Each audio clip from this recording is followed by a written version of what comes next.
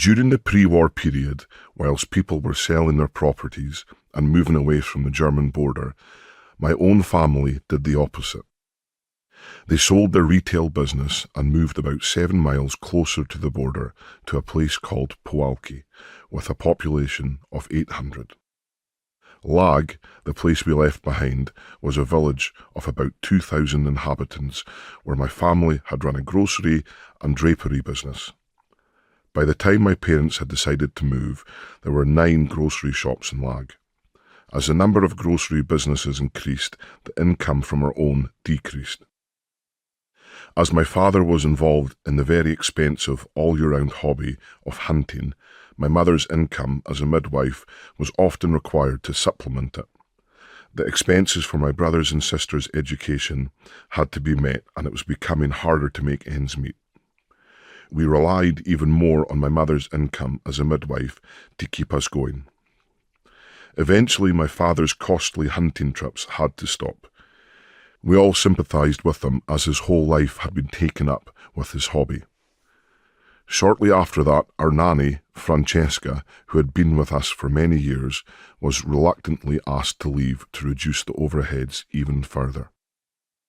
The change in our financial position was not helped by my mother's kind heart. She loved to look after the poor.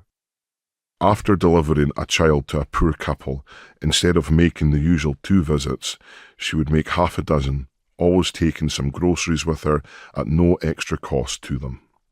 Often my father would say, "That's the blessings for your generosity." And I remember our whispering to our mother not to answer back. However, sometimes she would reply that because of her hobby, the blessings would be more, not only for her, but for the rest of us. In summer, quite a few of the older men and women from the poorhouse would come to our house for a meal. At these times, father would eat his meal alone, as not all the people were grateful for what my mother was providing for them, and it hurt and annoyed my father to see this. Many of the old folk would complain that the meals were too cold, too hot, there was not enough or too much salt, etc.